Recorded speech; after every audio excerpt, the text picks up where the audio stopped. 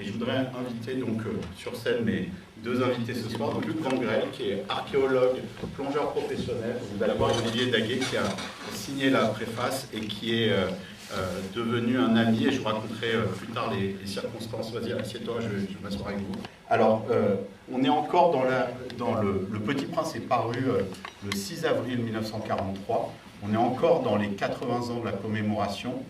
Et puis on va rentrer dans la commémoration des 80 ans de sa disparition à partir du 31 juillet 1944. Alors parlons de l'écriture du Petit Prince, parce que pour beaucoup de gens, ce n'est pas forcément connu. Raconte-nous, qu'est-ce que c'est cette maison, Olivier? Le Petit Prince, il est né à New York.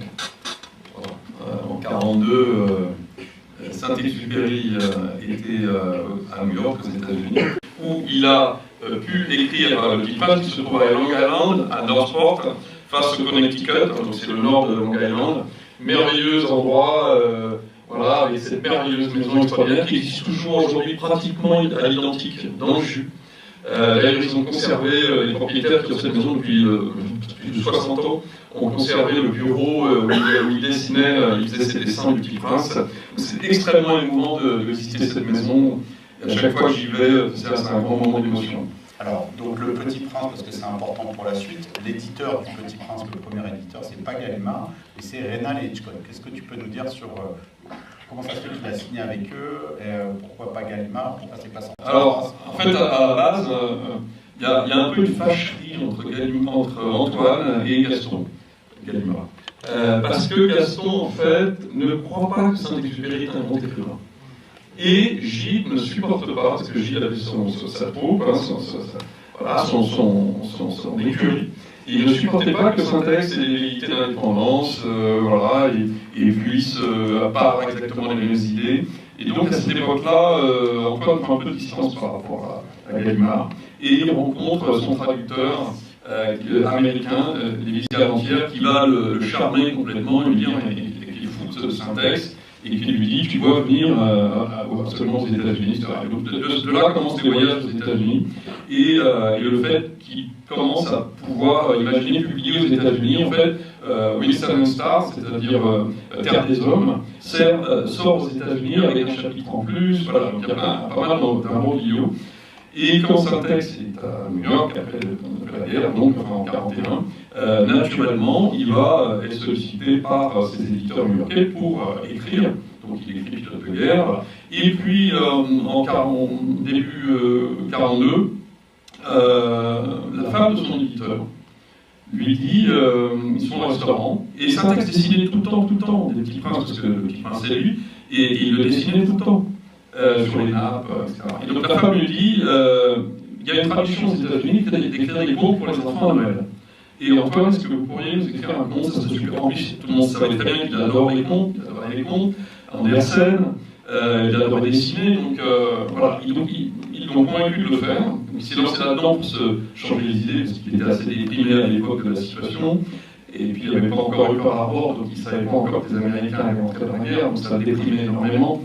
En plus, il y avait une situation compliquée sur le plan politique à New York, entre les gaullistes et les pétinistes. Voilà. En plus, il était aussi entre monsieur et madame Lindbergh, donc c'était pas simple. Voilà. Et donc, il accepte d'écrire ce conte, et petit à petit, il se prend au jeu. C'est ça qui est extraordinaire dans la genèse du Petit Prince, c'est qu'il part sur un conte pour les enfants, ça l'intéresse, ça l'amuse, voilà. Mais il se prend au jeu complètement. Et donc, dans ce livre, en fait, il va mettre toute sa vie, toute son expérience, toute son âme, et jusque dans les dessins, parce qu'au départ, c'est la mode qui doit faire les dessins. Et à chaque fois, il va voir Bernard, il lui dit « Bernard, c'est pas comme ça, tu fais papier. » À un moment donné, Bernard, il en a à bol, il lui dit « T'as qu'à les dessiner toi-même, parce que, voilà, tu n'aurais jamais mieux servi par soi-même. » Et c'est ce qui se passe, et donc il s'investit complètement dans l'écriture et le dessin autour du Petit Prince. Et c'est ça la magie de l'écriture de ce livre. C'est comment il part d'un simple conte et il arrive à une œuvre monumentale qui va être le livre le plus traduit au monde aujourd'hui après la Bible, le Coran. Et donc c'est quelque chose de phénoménal, sa réponse pour l'humanité. Parce qu'il est paru donc en français et en anglais simultanément là aux États-Unis en avril 1943. Et ils ont eu cette publicité, moi que j'adore, où ils disent, parce que on s'attendait à un conte pour enfants, mais ça n'en est pas vraiment un. Ils disent 100% des gens pensent que ce n'est pas un livre pour adultes, 100% des gens pensent que ce n'est pas un livre pour enfants, 100% des gens pensent que c'est un livre pour eux. Et en fait, tout ça vient de la polémique, parce qu'au départ, on le vend comme un conte pour enfants. Mais bon, avec les critiques, qui font des critiques sur les contes pour enfants, disent, mais attendez, vous nous prenez pourquoi là? C'est pas du tout un conte pour enfants, c'est un livre pour adultes. Et les autres disent, mais non, c'est un livre pour les enfants. Donc l'éditeur malin, il dit de toute façon, que ce soit un livre pour enfants ou pour adultes, et parce qu'il y a une autre pub qui dit, anyway, c'est pour enfants, c'est pour adultes, mais pareil, achetez-le. Combien il y a de traductions du Petit Prince? Bon, on est à 600 traductions. Ça, c'est traduction 210, ça c'est chez moi. Non.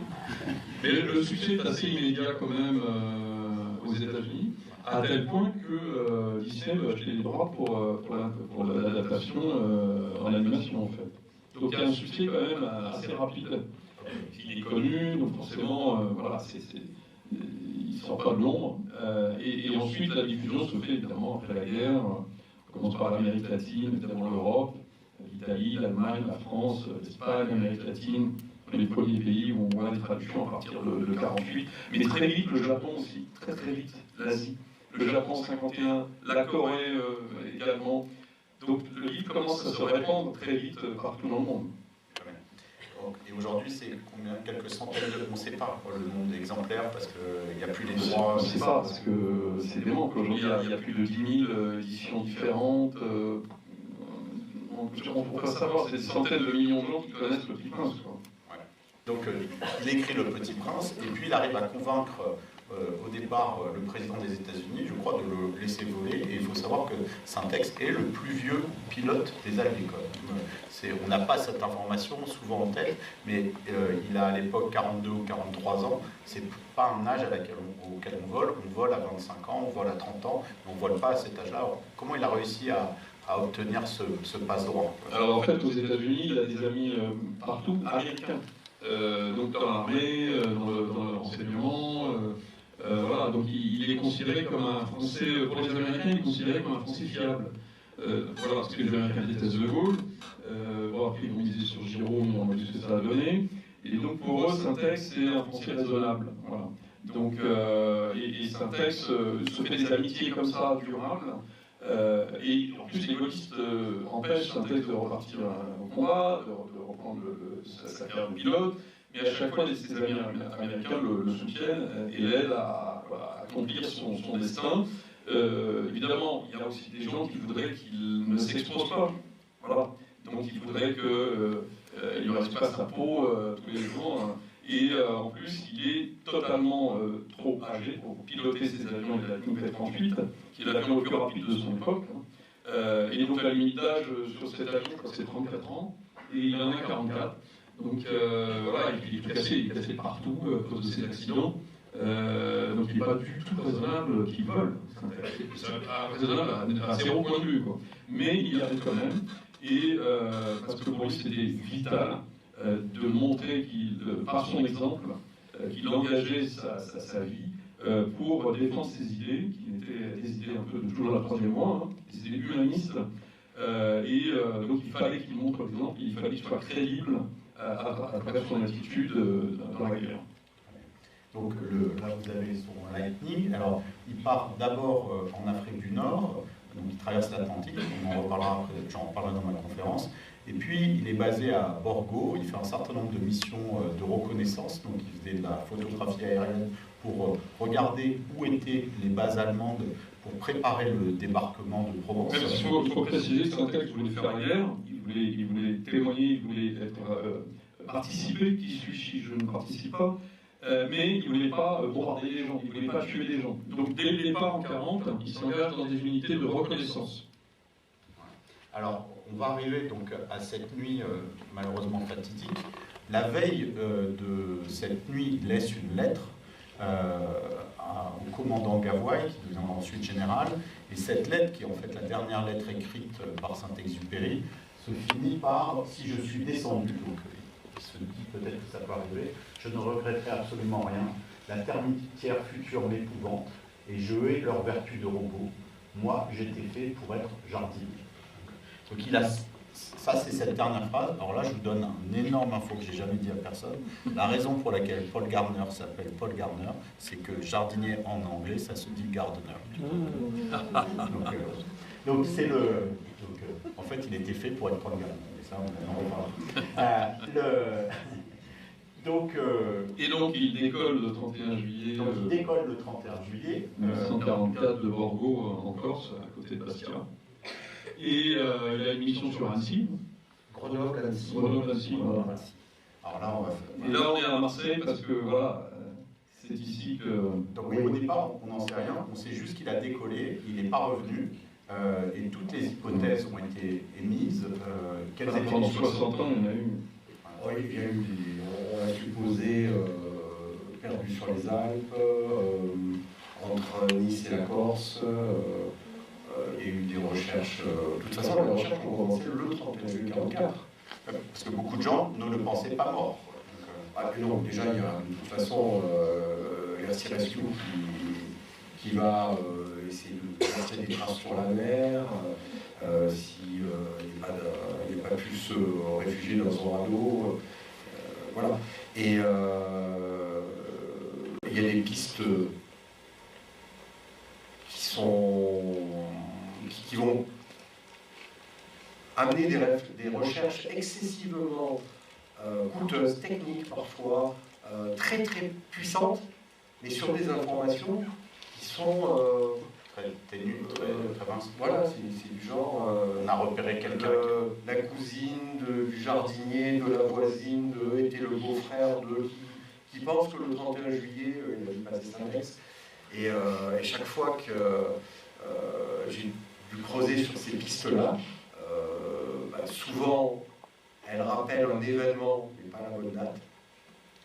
Et là, on rentre dans le drame du témoignage humain, qui, comme tout ce que produit l'homme, qui est parfois précis, s'il a été écrit sur le moment, mais après répété, après des années, si on l'a raconté, il y a une dérive qui est énorme. Et je me rappelle d'un couple de gens nationaux qui étaient persuadés d'avoir vu le combat de Saint-Ex. Et c'était pas du tout ça. Je sais très bien ce qu'ils ont vu parce qu'ils m'ont raconté des faits, effectivement, et l'avion est tombé, des papes dans l'axe de chez eux. Et ils m'ont sorti le journal du 31 juillet 1944 en me disant on est sûr de la date, on a gardé le journal du 31 juillet 1944. Sauf que le journal du 31 juillet 1944 est sorti dans la pile de tous les journaux de la guerre. J'ai dit mais pourquoi vous avez que c'est celui-là? Ah ben c'est le jour où Saint-Exupéry a disparu. C'est-à-dire que le fait que Saint-Exupéry a disparu, comme c'est le plus important, il va focaliser des faux souvenirs. Voilà, tous les témoignages vont se déformer pour se focaliser sur le 31 juillet 1944. Sans compter Carqueiranne, par exemple, où les gens l'ont vu tomber. Mais il n'y a pas d'avion. Donc voilà. Donc le mystère, donc là on est en 1944, il reste entier pendant 55 ans et il est aussi alimenté par une phrase du Petit Prince qui résonne énormément avec elle. Il dit à la fin du livre, j'aurai l'air d'être mort et ce ne sera pas vrai. Et ce ne sera pas vrai, tu comprends, c'est trop loin, je ne peux pas emporter ce corps-là, c'est trop lourd. Et ce sera comme une vieille écorce abandonnée, ce n'est pas triste les vieilles écorces. Donc il y a ça. Ça, c'est la légende Saint-Ex. Voilà, c'est-à-dire que c'est le Petit Prince, c'est lui. Voilà, il disparaît, on ne retrouve pas son corps. Nous, la famille, ça nous allait bien. Et moi, jeune lecteur de Saint-Ex, et franchement, c'est le héros de ma jeunesse, il m'a fait rêver. Alors, justement, je voulais revenir avec ça. Donc, toi, Luc, tu es donc marseillais, tu es plongeur, archéologue, et tu t'es retrouvé dans cette histoire, à percer, toi, le mystère de Saint-Exupéry, on va en parler maintenant. Mais est-ce que tu avais déjà justement un lien avec Saint-Exupéry quand tu étais plus jeune? Quand est-ce que ça démarre? Je crois que j'ai commencé par la lecture de Vol de nuit. Mais ce qui est certain, c'est que vers 12 ans, j'ai lu Carte des hommes. Moi, je suis né dans les Calanques, j'ai toujours habité les Calanques. Donc c'est le plus beau terrain d'aventure qu'on puisse rêver pour pour entrer à l'eau, je dirais, et même avant. Hein, donc c'était fantastique. À l'époque, il n'y avait pas de... C'était à la Far West, c'était... les calanques, c'était sauvages, c'était magnifique. Et évidemment, c'était un appel pour l'aventure. Je pense que j'étais un peu victime de mes lectures et de Syntex. Donc il t'a donné ce goût d'aventurier, parce que là, vous êtes un grand aventurier. Clairement. Bon, beaucoup plus que Hergé avec Tintin, Ok. tu vois, mais, parce que c'était vraiment... Il y avait l'esprit d'aventure, et puis il y avait aussi fédérer notre travail collectif pour arriver à réaliser des aventures, des projets, Ensemble. parce que c'est pas possible autrement. Et en plus, y trouver de la joie et de la consistance, ça apporte. Voilà, et donc en tant que lecteur passionné par la personnalité de Saint-Exupéry, moi ça me convenait très très bien aussi qu'il ait fait comme le Petit Prince. C'était pour moi la fin la plus belle, pour moi, le héros de ma jeunesse. Et je ne comprenais pas pourquoi les gens s'acharnaient ou dépensaient de l'argent pour trouver l'épave de son avion.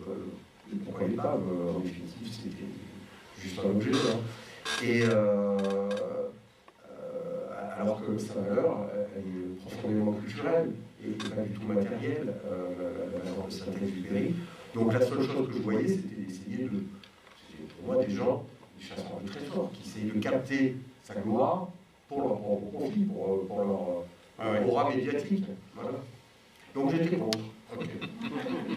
Donc, 55 ans s'écoulent, et moi je suis, comme la plupart des Français, une découverte dans le journal en 1999. Ce monsieur qui s'appelle Jean-Claude Bianco, qui est un pêcheur, qui est un chalutier dans la région de Marseille.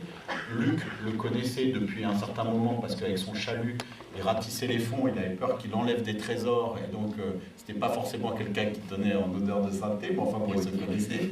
Et donc là, il annonce cette découverte qu'il a trouvé la gourmette de Syntex. Alors pour ceux qui ne connaissent pas l'histoire, il y a quelque chose d'extrêmement étrange parce que la probabilité de cet événement, il est proche de zéro. C'est-à-dire qu'il racle avec son chalut, donc un filet profond, le sol au large des calanques, et de là, il ressort tout un amas de plantes, de déchets, de choses, et il y avait une concrétion calcaire. De cette concrétion calcaire, il voit un des matelots qui n'est pas lui, ce qui n'est pas Jean-Claude Bianco, qui est son second. Voilà. Il voit un petit truc briller, mais il aurait pu ne pas le voir. Il se dit, tiens, qu'est-ce que c'est? Il est comme attiré par cette chose-là. Et il prend cette construction calcaire et il se dit, tiens, il y a quelque chose de brillant à l'intérieur d'un rocher calcaire. Et il va voir Jean-Claude Bianco, il lui montre, ensemble, ils font attention, ils cassent en fait la concrétion calcaire, et là, il tombe sur cette gourmette. Alors, cette gourmette, et il dit, on a trouvé la gourmette d'Antoine de Saint-Exupéry. Alors, toi qui étais sur place, comment ça s'est passé, cette annonce? Comment t'en as entendu parler au départ? Alors, on n'en a pas entendu parler au départ. Moi, c'est en 97 ans, 98, donc je travaille tous les jours à la Grotte Cosquer, on voit ce qui se passe. Tu es directeur scientifique de la Grotte Cosquer. On va en parler après de la Grotte Cosquer. Et donc, ça se passe au large de la Grotte Cosquer. Donc, à vue, hein, donc pas de problème. Et j'avais constaté que Jean-Claude Bianco chalutait régulièrement sur ce secteur des vestiges d'avions. À l'époque, il n'était absolument pas envisagé de les associer entre la Saint-Exupéry. Et après, je vois la COMEX qui, sous couvert de faire des essais sous-marins, fait clairement de la recherche. Donc là, je commence à me dire, Jean-Claude Bianco a dû remonter quelques artefacts du fond, et ils ont trouvé une piste d'une nouvelle épave antique. Bon, mais la gourmette, tu pensais qu'elle était vraie, qu'elle était fausse à l'époque? Ah non, mais ça c'est ce qui se passe. Parce que c'est pas. La gourmette, mais il n'y a pas l'info de la gourmette. Non, ils vont garder ça secret, c'est-à-dire que. Et Jean-Claude Bianco, au lieu de faire la démarche légale, va porter la gourmette à Henri-Germain Devos, le PDG de la COMEX. Entreprise spécialisée en exploration sous-marine. l'expédition sous-marine. Donc il mode ses explorations. Absolument. Et toi tu dis il se passe quelque chose. Il cherche quelque chose, mais je pensais que classiquement c'était une état antique, parce que c'est ça qui est intéressé essentiellement Henri Germain-Deleuze. Mais ça ne sort pas. Et puis c'est Henri Germain-Deleuze qui va faire en parler à un journaliste d'une revue financière, dont j'oublie le nom, une petite revue locale qui s'occupe des grosses industries, du gros business, des grosses finances, etc. Et ça, curieusement, c'est là-dedans que ça va sortir. Donc c'est très discret parce que c'est il y a peu de gens qui lisent cette presse-là. Enfin, il faut avoir en général, quand on s'y intéresse, c'est qu'on a vraiment de très gros moyens. Et de là, ça va remonter, ricocher, et là, ça va être un tsunami médiatique qui va faire plusieurs fois le tour de la planète. Alors, il y a une histoire, parce que moi, qui suis un fan de synchronicité, celle-là, elle est quand même incroyable. Tu en entends vraiment parler en voyant cette couverture de Sciences et Vie. Oui, c'est ma maman qui m'amène la presse du matin, qui n'a pas souvent au bureau. Donc j'ai mis ce matin, le matin, la Provence. Et elle me dit, tiens, j'ai vu ça, je me suis dit, ça t'intéresserait certainement. Sciences et Vie. Petit titre, La fausse gourmette, l'affaire de la fausse gourmette. L'affaire de la fausse gourmette en couverture. Et toi, ça résonne avec une autre couverture qu'ils avaient fait 8 ans plus tôt. En 1992, ils avaient fait exactement le même magazine, l'affaire de la fausse grossière. Ils étaient persuadés que ça allait être. Alors, tu as du talent, hein, de peintre. Ouais. Donc là, ça a éveillé non seulement sa curiosité, mais un peu son désir de revanche. Oui. Là, c'est clairement, en tant que Marseillais, que je réagis. Je dis non. Bon, faut quand même. On est dans il y a une tradition quand même depuis le théâtre à Marseille, on a une tradition quand même d'explorateurs, de chercheurs, voilà. Et on a arrêté de croire que toute découverte d'importance à Marseille est une négligeable. Ouais. Alors, donc là, il y a une synchronicité qui lui amène le Sciences et Vie chez lui. Mais il y en a une autre, c'est qu'en feuilletant l'article, il voit une photo du Lightning P-38 et il dit « Je connais ce train d'atterrissage ». Qui reconnaît des trains d'atterrissage? Personne. Et il dit « Je l'ai déjà vu dans l'eau ». Et donc, 8 ans avant ou 10 ans avant, il a vu, dans ce coin où a été remontée la gourmette, une épave de P-38. En regardant, il fait le lien entre les deux. Voilà, ça c'est une photo des années 80, fin des années 80, je pense, celle-là. C'est le bord de l'intérieur. Et je reconnais cette pièce dans les photos de Lightning que je présente. Alors j'étais persuadé, parce que j'avais déjà essayé d'identifier ces vestiges, moi j'étais persuadé qu'ils étaient allemands. C'est là qu'est née l'archéologie sous-marine, subaquatique sous-marine, au Mont Gongoué, donc niveau où est tombé Saint-Ex. Cousteau a fait cette fouille pionnière de 1952-1956 sous la direction scientifique de Fernand Benoît. Cousteau et Fernand Benoît vont avoir un problème, c'est qu'ils remontent des objets romains, essentiellement beaucoup de vaisselle campanienne, c'est-à-dire une vaisselle qui copie la plaque, et ils en arrivent à se dire que les Romains étaient tellement empreints d'art grec qu'ils devaient transporter des antiquités. Parce qu'il y a des objets grecs qui ont 100 ans de plus. Ah oui, donc c'est quand même étrange. Bon, pour eux, à l'époque, c'était les Romains qui transportaient des... Voilà, ils avaient déjà le goût des antiquités. C'est quelque chose qui arrive bien plus tard dans l'histoire des autres. Et ils en restent là-dessus, parce qu'ils ne savaient pas expliquer. Bon, l'archéologie ayant progressé, on a pu montrer que non, il y avait bien 2 bateaux qui avaient fini leur vie au même endroit, les mêmes causes provoquant les mêmes effets, le Mistral et le même passif, etc. Donc d'un côté de l'îlot, il y a 2 bateaux, l'un sur l'autre sur le même gisement archéologique.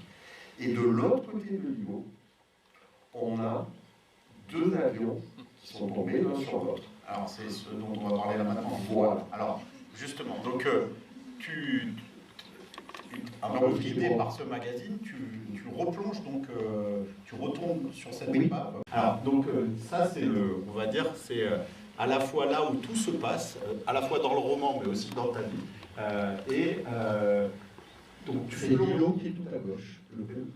qui est le plus à gauche. Le plus à gauche. Donc tu plonges, tu retournes voir cette épave en te disant je vais trouver l'épave de Saint-Exupéry. Donc tu fais, si vous regardez sur une carte, on est entre 80 et 100 mètres de profondeur.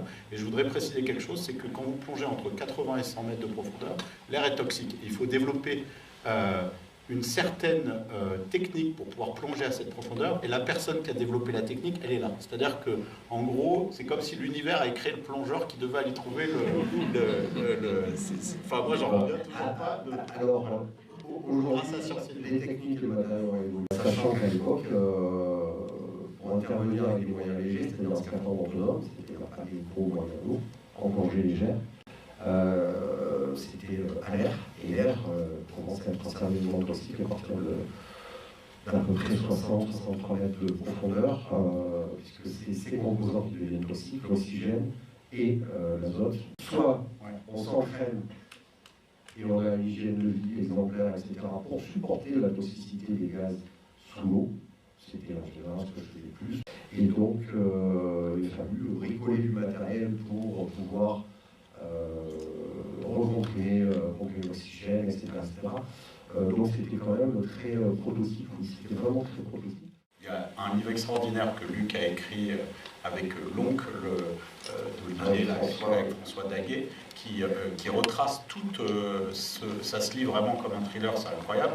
Mais on ne va pas donner toutes les étapes, mais donc tu plonges, tu sors un élément d'identification, et en fait cet élément d'identification ne correspond pas au Lightning P38. Alors, mais à un autre avion. En gros, à un moment donné, c'est sur un moteur. C'est sur un moteur, puis il y a, même au fond, je repère qu'il y a quelque chose qui n'est pas normal. Je trouve une plaque avec beaucoup de numéros, ce qui peut être intéressant. Et il y a un logo qui me rappelle quelque chose qui est dans un petit cercle rond. Et puis en rentrant du port pour aller chez moi, je suis coincé dans l'embouteillage marseillais, ça arrive rarement, les affres de la circulation marseillaise. Et je suis bloqué derrière une Skoda Octavia. Et là, les deux coups, c'était le logo Skoda. Et donc, les usines Skoda, qui étaient sous domination nazie, fabriquaient des pièces pour Mercedes-Benz, et notamment les moteurs Daimler-Benz des chasseurs Messerschmitt. Donc, en fait, c'était pas l'avion de Syntex, mais c'était un Messerschmitt. Alors, comment tu t'accroches et tu te dis c'est pas possible? Là, c'est compliqué parce que forcément il y a une preuve matérielle de la présence d'un avion allemand, et moi j'ai des photos et j'ai identifié visuellement des pièces de Lightning. Donc je vais essayer de trouver quel avion allemand pouvait voler avec ce moteur et avec des pièces qui ressemblaient. Parce que je connais au fond, il aurait pu réparer avec d'autres ou... Non, réparer, non, on va pas réparer un avion allemand avec des pièces américaines, parce que c'est un peu compliqué. Mais, non, mais peut-être pas forcément les Shark 109, mais peut-être d'autres types d'appareils allemands qui auraient pu avoir des pièces que j'ai prises pour celle de Lightning. C'est-à-dire que je vais faire marche arrière, et puis ça ne marche pas, et puis le train d'atterrissage, c'est exclusif. Pour un avion, un modèle d'avion, on fait un train d'atterrissage. Il ne sert pas à plusieurs avions. Non, c'est-à-dire qu'au bout d'un moment, il faut se rendre à l'évidence. Il y a le même problème que sur l'autre côté de l'îlot. Il y a deux avions l'un sur l'autre, et les vestiges de deux avions mélangés. Et donc, il y a un Messerschmitt 109 qui à ce moment-là est inconnu, et un Lightning. Alors le Lightning, je l'identifie d'une façon technologique d'abord. Et la différence qui me saute aux yeux, mais pas tout de suite, c'est-à-dire que pendant le moment je patauge un peu, c'est que Syntex volait sur une nouvelle version de l'avion, qui a bien sûr toujours la même silhouette, mais avec des caractéristiques différentes, notamment le train d'atterrissage, les turbocompresseurs sont plus gros, les moteurs sont plus puissants, donc plus lourds, c'est pour ça qu'il a fallu renforcer le train d'atterrissage, etc. Et donc, ça me permet de déclarer les deux épaves, une identifiée comme celle d'Antoine de Saint-Exupéry, celle sur laquelle il montre Antoine de Saint-Exupéry, et l'autre, premier Messerschmitt 109, qui à ce moment-là est inconnu. Alors, la question c'était est-ce qu'il y a un lien entre les deux, parce que c'est pour ça que tout le monde était content, on avait découvert l'épave d'Antoine de Saint-Exupéry. Pour tout le monde, l'affaire est terminée. J'ai dit non, on ne connaît pas les circonstances de sa mort, ce serait quand même intéressant de savoir. Et ensuite, est-ce qu'il y a un lien avec le deuxième avion? Combien de temps il s'est passé entre Science et Vie et le fait que tu arrives à l'authentifier? Très peu de temps, puisque je savais où étaient les vestiges. Mais il y a eu quelques mois. Écoute, c'est février 99. Je préviens mon patron, puisqu'à l'époque la grotte Cosquer est sous l'administration du DRAS. Quand je l'ai Science et Vie, je lui dis écoute Patrick, je connais l'épave là où pêchait Bianco, là où il a trouvé la courette, et j'ai mes vieilles photos, je regarde, ces pièces sont des pièces de la Viking. Et c'est là qu'il y a eu un mot qui a resté l'histoire du marasme, et il m'a dit je vais t'acheter une cravate, je crois qu'on va passer à la télé. Oui, parce que le chasseur allemand faisait partie du groupe de chasse à l'époque, le groupe de chasse Sud, qui va devenir en juin 1944 le groupe de chasse 200, le JGR 200, et on a quelque chose de formidable, c'est que ils étaient deux princes, les Allemands. Il y avait Alexis, qui est mort à Rioux 8 mois avant Saint-Ex, au même endroit, et Christian, qui a survécu à la guerre. C'est une chance, parce que pilote de chasse, je ne parle pas de personne à Luftwaffe, mais pilote de chasse allemand, 25 000 ont volé, 500 survécu, ça fait 2%. Comment est-ce que, par recoupement, vous arrivez à faire une liste des pilotes de la Luftwaffe qui étaient en poste ce jour-là, et par élimination? Alors, je crois que vous en avez appelé beaucoup, il y en avait beaucoup qui étaient morts depuis longtemps. Donc, oui, il y en a beaucoup qui n'avaient pas survécu à la guerre, et puis les anciens, le problème c'est qu'il y avait une hyper-urgence, c'est pour ça que je veux dire, on a mis nous, il faut qu'on s'en occupe tout de suite. Parce que toutes les semaines, peuvent m'arriver, oui, c'était des gens qui avaient une vie assez dure pendant la guerre, après la guerre aussi en Allemagne, c'était pas la joie. Et qui avait entre 80 et 90 ans. C'est 1200 membres de famille qui correspondent à des gens qu'on a pu trouver en archive, c'est de la recherche en archive au départ. Et on a fait une petite moulinette informatique pour éliminer tous les noms, il y avait plus de 300 occurrences dans les votages germanophones. Et jusqu'à un jour où, mais ça on reparlera dans le film, parce que c'est le dernier de la liste. Toujours celui-là. Le dernier de la liste. Ça avait été le premier, ça aurait été sympa. C'était le dernier de la liste qui lui dit vous devriez appeler mon ami Horst Rippert parce que lui a un très bon souvenir de ce jour-là. Déjà, c'est excitant. Et il lui dit mais laissez-moi le prévenir parce que sinon il ne vous répondra pas. Et donc Frimo l'appelle le lendemain matin. Et il dit, vous pouvez arrêter de chercher. C'est moi qui ai battu un Lightning le 31 juillet 1944 en fin de matinée entre Toulon et Marseille. Il a espéré toute sa vie. Il a même payé un enquêteur pour faire des recherches. Il s'est donné un mal fou. Il a espéré toute sa vie que ce ne soit pas l'avion d'Antoine de Saint-Exupéry. Parce qu'ils l'ont appris le lendemain, je crois, le 1er août. Ils l'ont entendu, je crois, sur Radio Alger. Et que Saint-Exupéry était mort. Et à partir de ce moment-là, alors qu'il essayait de se faire accréditer cette victoire, tous les services qui avaient été consultés, radio, autres, dont on a trouvé des traces d'un jeune pilote qui cherchait à accréditer une victoire, etc. Plus personne parle de cette affaire, tout le monde se cache sous le personne ne voulait porter la responsabilité. Il faut savoir qu'à cette époque-là, dans les années 30, Saint-Exupéry était une star en Allemagne. Il était traduit, tous les bouquins étaient traduits, surtout Nachflug, Vol de nuit. Vol sur Arras, interdit en France par le gouvernement de Vichy, mais autorisé en Allemagne. Donc il a inspiré beaucoup de vocations d'aviateurs. D'ailleurs, Horst Rippert lui-même a appris à voler. Et était un fan de Saint-Exupéry, donc il ne pouvait pas imaginer qu'il avait descendu quelqu'un comme ça. C'est les lectures de Saint-Ex qui lui ont donné envie d'apprendre à piloter. C'est ça qui est incroyable. Qui était pilote, il était un très jeune pilote d'acrobatie aérienne avant le conflit. Il faut savoir que dans la Luftwaffe, c'était là où il y avait le moins de nazis. Donc il y avait beaucoup de gens qui se planquaient dans la Luftwaffe pour échapper justement à l'emprise du parti, et c'était le cas de Horst Lippert.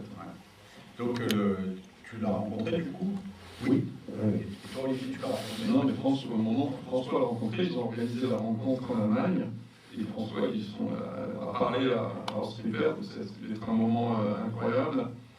Oui, et ça a été un grand soulagement pour Horst Lippert. Horst Lippert, on arrive sur lui dans l'enquête en 2006. Donc, il est honnête et correct. Il nous dit les choses, mais il nous interdit de les communiquer avant sa mort.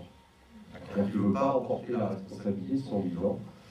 Et donc tous nos entretiens, tout est archivé et tout est déposé chez son notaire. Et en principe, il nous dit qu'on aura accès après sa mort, on n'est pas bien sûr. Et on va y aller avec tact, délicatement, etc. pour lui suggérer quand même qu'on enregistre son témoignage filmé. Parce que ça a une importance historique, etc. Donc il conçoit. Et c'est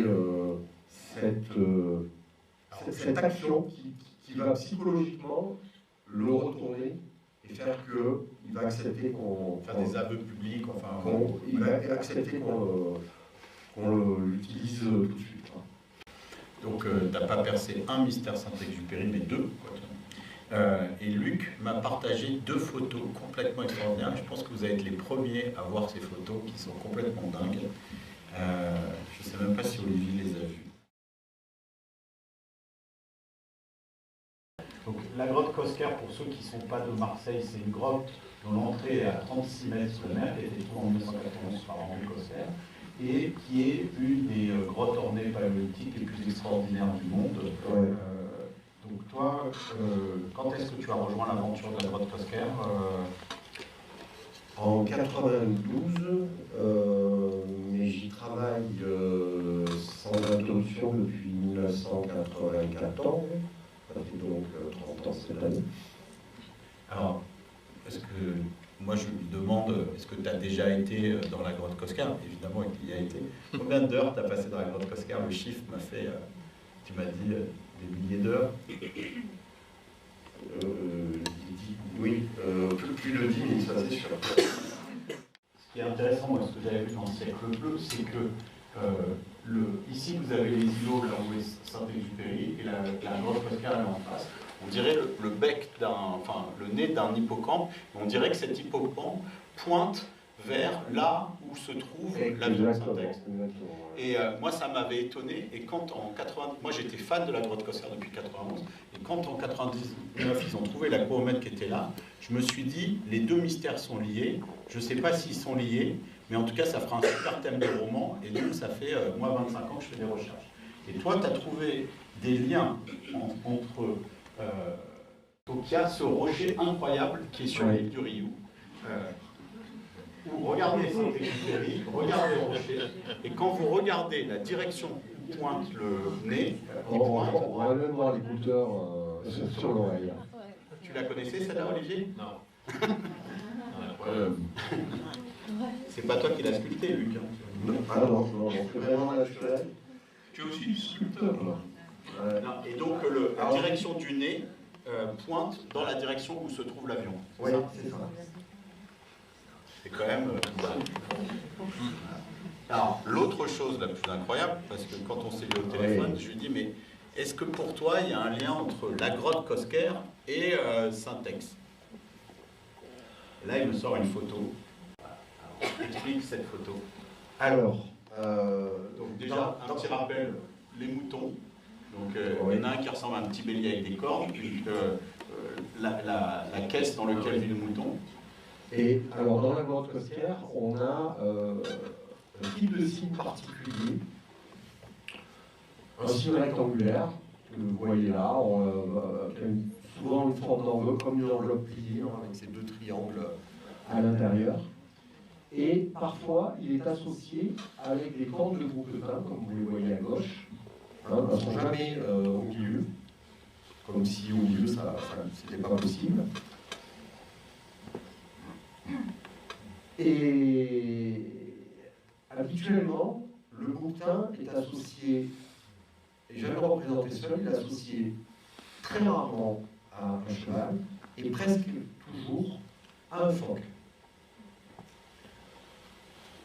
Et le phoque se schématise de plus en plus, devient vraiment très simple. Au départ, il est très détaillé, puis au fil du temps, la grotte Cosquer, c'est plus de 14 000 ans de fréquentation. Hein, donc il y a des générations qui sont passées, mais les rites ont l'air d'avoir perdu.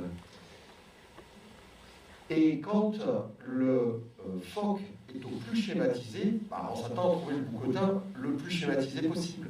Et bien il est remplacé par un signe rectangulaire. Alors évidemment, moi ça m'a fait penser à quelque chose. Thomas Souvent demande des grès, alors qu'il y a des salles de moutons dans la grande Cosquer. Et le mouton, Le mouton, non, peut-être pas le mouton, mais son ancêtre. il y a une idée commune. À un moment donné, on peut peut-être imaginer que le signe rectangulaire remplace le bouquetin et que c'est un peu la caisse du mouton du Petit Prince. Voilà, je voulais finir par ces deux cadeaux-là, incroyables. Merci Bon, à... je vous engage à relire le passage du Petit Prince. Merci Olivier, merci.